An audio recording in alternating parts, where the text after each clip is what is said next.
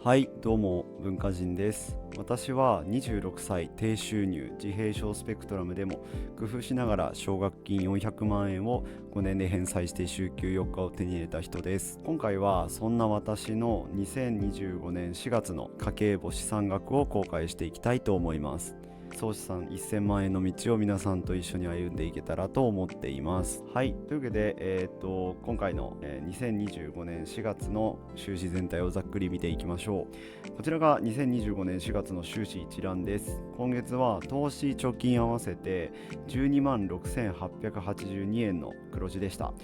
12万円のね余剰までまさか行くとは思っていなかったんですけど、遊びの前に働いたりとか働いてから遊んだりとかコツコツダラダラ働いてるんですけど、コツコツねやっていくことによって、ちょっと資産が徐々に増えてくるというところですね。でそして、こちらが、2025年4月の総資産額になります。総資産の合計131万9948円でした。130万超えました。おめでとうございます。はい、ありがとうございます自画自賛なんですけど、ちょっと驚きですね。生活費防衛費が半年分あればいいとされているので、私の場合がだいたい余裕持って8万円かけることの6ヶ月で48万円になります。貯金が50万円割らなければ余剰は投資しても問題なさそうです。月に8万円の生活で130万円という資産だとちょっとね充足がやばすぎてですね、ちょっとすごすぎてえぐいですね。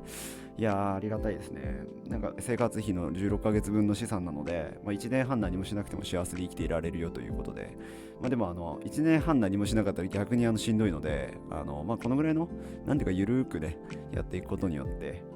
だらだらやっていくことによって幸せを享受しながらですね資産を積み立てていけたらいいのかなと思っております。ぶっちゃけそんなに全然頑張ってるつもりはないんですけど、資産がなんか続々と増えていっていて嬉しいと思ってます。はい。で、引き続きね、総資産200万円を目指してぼちぼち頑張りたいと思います。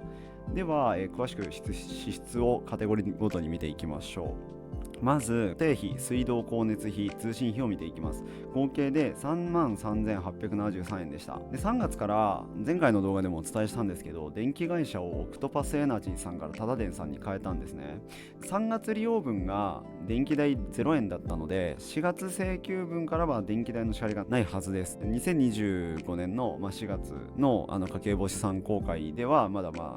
ードのね利払い日的な事情があって、オクトパスエナジーさんの残債が残っているというか、先月分の請求なんで、今電気代払ってますけど、2025年の5月の資産公開からは電気代0円で、ご報告できるのかなと思います。奨学金残高が利率のない第一種奨学金のみで97万1156円になります。私の年収で障害者手帳があると住民税かかってこないので、毎月最低額の2000円で済みます。大変ありがたい、仕組みですね。来年度からねちょっと今収入上がってきてるので住民税がかかってくるかなと思うんですけれども、あんまり2000円からその2倍ぐらいになるぐらいじゃないかなと、3000円4000円とかそのぐらいになるだけでそんなに影響はないのかなと思います。はい、じゃあ続いて食費です。食費が合計で12,595円でした。これがクレジット決済の値なので現金決済が含まれていないので、現金決済分だいたい5000円ぐらいあると思うので、実際は1万8000円ぐらいになってるのかなと思います。それでもね2万円以下で抑えられているということです。今まであんまり食品にこだわりとかなくて、ただ一番安いものとか買ってたんですけど、僕がね結構食事とか、家計簿とか生活全般においてというか人生全般においてというか思想がちょっと強いので、エシカル消費とかね環境配慮した消費活動みたいなものに結構重きを置いてるんですけど、なのでこのエシカル消費のためにですね有機のものをできるだけちょっと買っていこうかなということでちょっと決断しました。多少コストかかるんですけど、世の中のためになることと農薬使われている大豆とかで、生成したものが体にいいのかどうなのかっていうのはちょっと科学的に根拠とか僕はあんまりよく分かってないんですけど、多分有機の方が環境にもいいし体にもいいであろうと思います。そして多分美味しいですね。あんまり言うほどね食肉とかあんまり全然買わないので、そのね環境に配慮されたものというか、有機的なものをオーガニックをね体に取り込むことによって、生涯寿命みたいなのをね伸ばして労働できるね時間をね早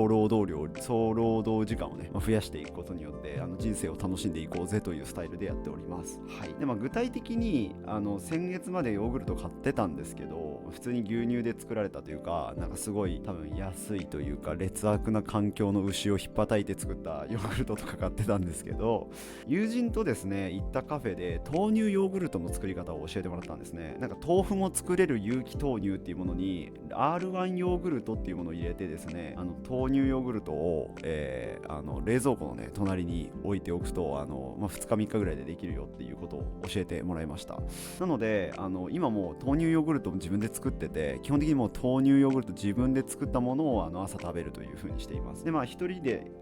ご飯、食べるときはですね、もうほぼ乳製品をやめて、肉もやめて魚もやめて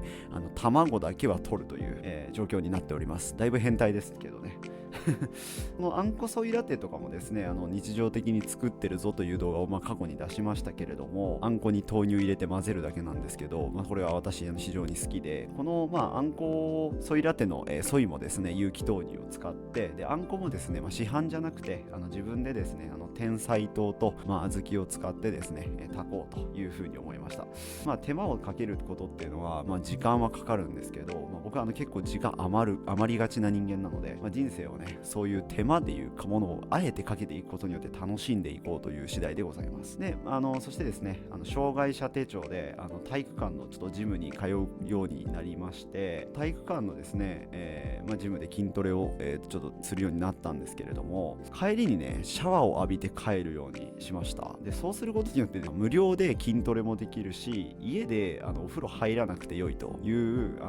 ことに気づきまして、ガスとですね水道も浮いてということで非常にですね金銭的にちょっと変態になってきてるなと。変態度合いがもうだいぶ前から、ずっと前から結構変態なんですけど、だいぶ変態になってきてるなと。節約の鬼っていうか節約の変態ですね。もう完全にそうです。はい。いよいよねもう生活費が究極的に削減されそうですね。はい。来月が大変楽しみです。ということで、続いて、自己投資娯楽費その他費用になります。自己投資娯楽費その他費用が4746円でした。今月、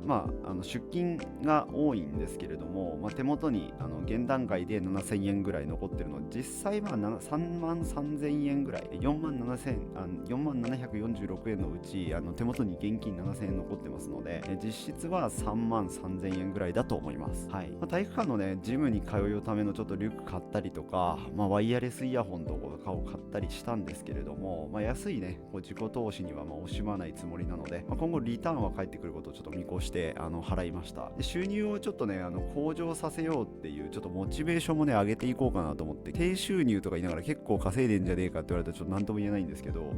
お小遣いを、どのぐらいかな、3万円設定ぐらいで やってるんですけど、どれだけ働いてもそのお金を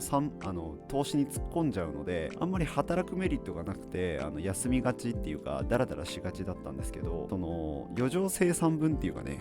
ちゃんと働いた分を自分で使うお金としてプールしておくっていうことをちょっと覚えようというか、そういう計算式をちょっと構築したので、収入をですね向上させた時に自分が使えるお金も増えるよという仕組みになしたということなので、今後ね使う額が多少増えていくのかなと思います。多分結構5月の報告はだいぶ今段階でお金使ってるので、はい、多少増えている可能性が高いですね。はい。ということでですね、今月もだいぶうまくお金をやりくりできました。うまくですね、お金をやりくりしすぎて、コメントで大変お褒めの言葉をいただいておりまして、自己肯定感がね、爆上がりするわけなんですけど、最近ね、自分のお金の管理能力って割とすごいんじゃないかというか、結構すごいんじゃないかというか、だいぶすごいんじゃないかとね、自信が出てきております。でも人生をね究極的に楽しもうと思ったら、働く才能ね、労働の才能も必要なんですけど、やっぱりお金の管理能力っていうのもねそれと同時に必要になってくるというところだと思います。お金を使っても楽しいんですけれど、なくても楽しめると。お金使って楽しいよと。楽しいんだけど、まあお金なくても別に楽しいよっていう能力があったら、お金に振り回されなくてね、よくてね、究極的に回り回って幸福なんじゃないかなと思うので、まあこれからもやっていきますよということです。はい、コメントいただければ返信するのに1日かかるようなね、バズり方をしない限り全て返信しますし、私のモチベになりますので、ぜひコメントいただければ、ありがたいと思います。はい、では高評価とチャンネル登録もよろしくお願いいたします。来月もよろしくお願いいたします。今回もご視聴いただきありがとうございました。